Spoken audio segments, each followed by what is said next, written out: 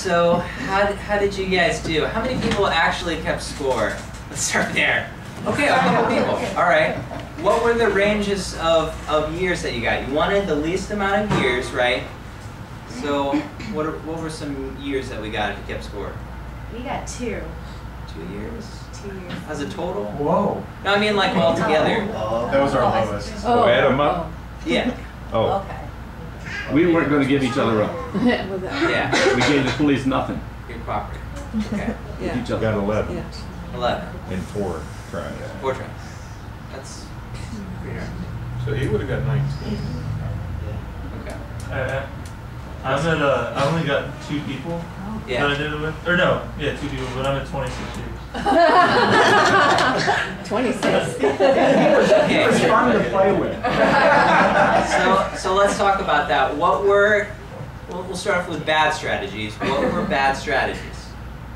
How many? Chris, you want to? Okay, well, it was working great with Hannah because we were both just cooperating. And so it was only going up 2 years or 3 years at a time, or 2 years at a time. What was it? Yeah. 2 years at a time. So I didn't accumulate a lot of points until I got this guy. Yeah. And then I got 2 Wallens, and then I gave him 1. Yeah. And Russ, did you have any advantage because you saw him playing earlier? Well, I turned my head. That might be a but little. I did have an advantage because I did this experiment in college in the 60s. Right. Okay. And it's the 4th and 5th tries. That you can. They're reference. critical because that's where you can really screw somebody. Yeah. Yes. Because the You pattern build can't- trust and then wipe them out. Yeah. What else? Any other thoughts? I just noticed we started cooperating, and as it evolved, you start trying to, I guess, rat the other person out. Yeah. Because you start thinking of what's going to happen. Yeah. Well, But yeah, it changed exactly. too, because within the context of 5, it was the 3rd time that she was going to cooperate with the police, and the 5th time she was going to cooperate, Yeah. but not the 1st, 2nd, or 4th. Yeah. And how would this game be different if it wasn't 5 and it was 50? Or if it was 5,000, which happens in an organism's long-term life? How would the game change if it? What's the best strategy long-term? Yeah. So you should always defect. Always defect? Yes. Because on average you're going to get 2 years if you defect, and if you say not, if you don't defect, you'll get at least 2 years.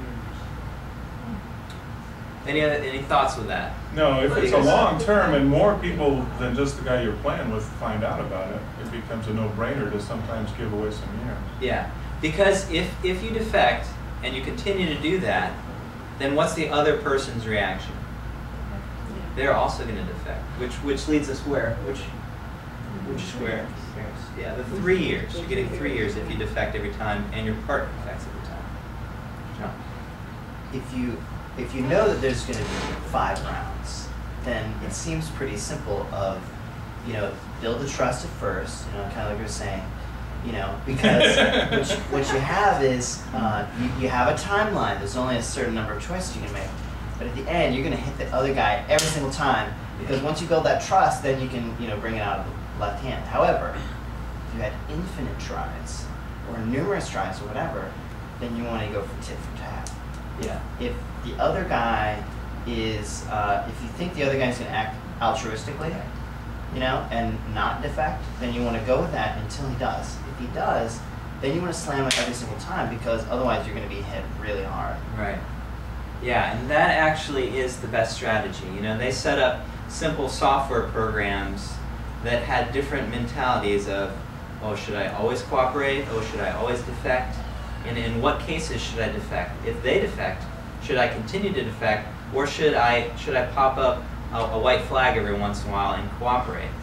Which is the best strategy? And they did that with software, and it ended up being the tit for tat, the one that would always start off cooperating, and if that continued, they would not break that cooperation.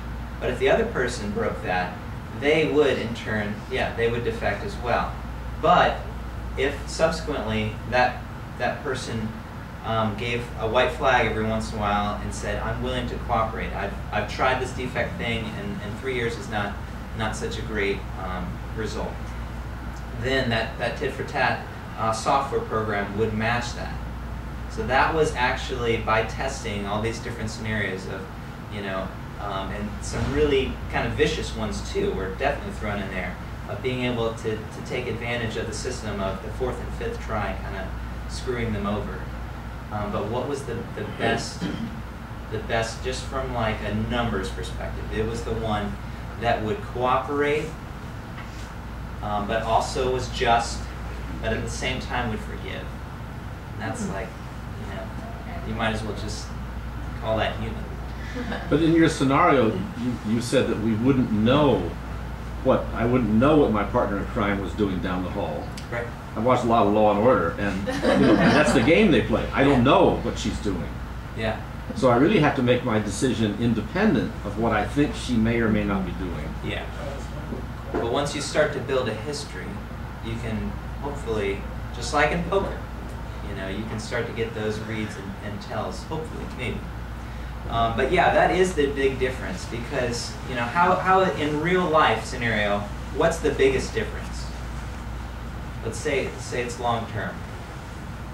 The biggest difference is that you can communicate, that you can either through relationships be able to know whether you can trust this person. This guy's a good guy. You can do business with him. He's going to take care of you. Or look at how the internet has changed that too. Websites like Kudzu and Google, where you can very publicly post whether you give the thumbs up to this business or the thumbs down. That system of communication, because the internet has really opened up our ability to know whether, or hopefully know whether we can actually trust somebody or not, which changes the game completely. It's a different game if you can talk beforehand and say, listen, I'm going to cooperate. If you screw me over, I'm not going to cooperate. If you know that beforehand, that's a different game. That's a very different game. And organisms and humans have ways of being able to do that. One of which is, just to talk briefly about this. Perfect example, okay? You might know this is a vampire bat. And maybe you guys have heard this example before, because it is kind of the paradigmatic, the perfect example of reciprocal altruism, doing what is done to you. Here's the scenario. Vampire bats drink what? Blood, yeah, okay, kind of easy. Blood can sometimes be very difficult to find. Herds migrate. Seasons happen. And it can be very difficult to get the high quality meal that they really need. And they need it constantly, that's the thing. And maybe they can get one really good meal a week. Maybe, if they're lucky. But the scenario changes, because if you got 6 other buddies who also get a meal, but on different days, and they're willing to share, which is really the scenario that we're dealing with vampire bats, that they can set up the system of, I got the meal today, I'm willing to share a little bit with you, which is actually what they do. They do this upside down regurgitation thing to each other.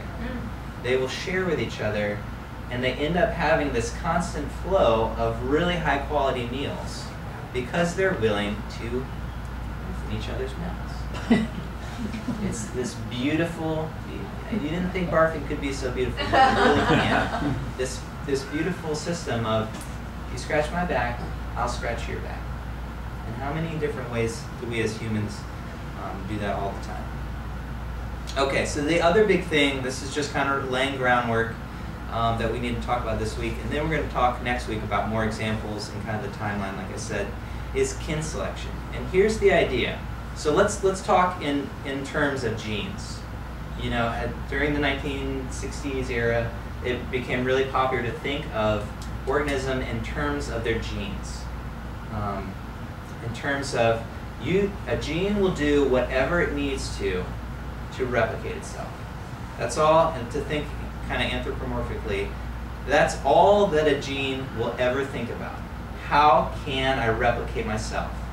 How can I get into the next generation? That's all it cares about. Well, we as humans care about a whole